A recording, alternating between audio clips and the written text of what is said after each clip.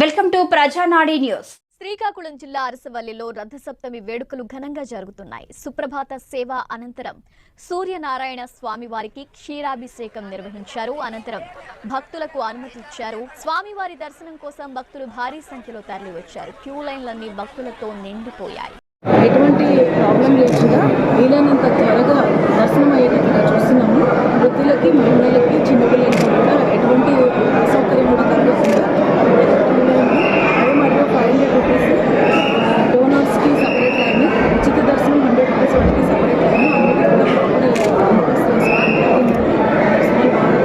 ఎటువంటి అసౌకర్యం కూడా జరగకుండా ఖచ్చితంగా చూస్తున్నాము.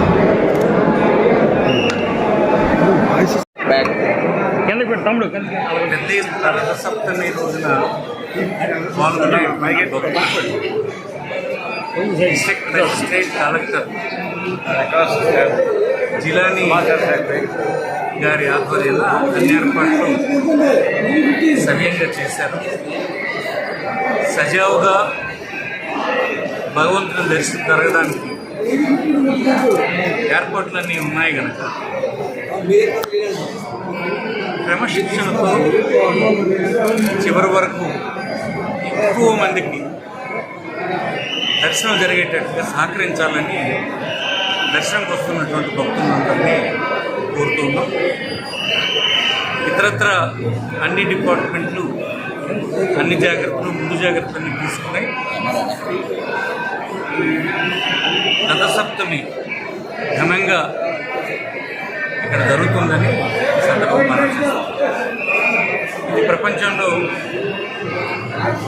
చాలా ప్రసిద్ధి చెందినటువంటి దేవాలయం.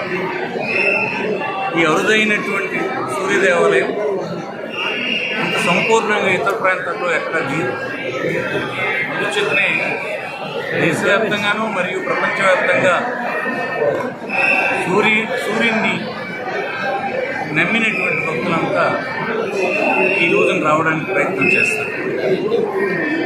స్థానికులు కూడా భక్తులకు తగిన విధంగా సౌకర్యాలు చేయడానికి ప్రాధాన్యత ఇస్తూ గౌరవించాలని కొద్ది రోజులుగా ట్రస్ట్ బోర్డ్ మెంబర్స్, ఈవో, సంబంధిత ఆల్ డిపార్ట్మెంట్స్ కృషి చేస్తూ ఉన్నారు. వారి కృషి ఫలిస్తుందని, భగవంతుడు సహకారం దానికి విజయవంతంగా జరుగుతుంది.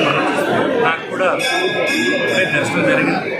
నేను విజయవాడ నుంచి రావడానికి ఆలస్యమైంది. వస్తూనే భగవంతుని దర్శనం చేసుకున్నాను.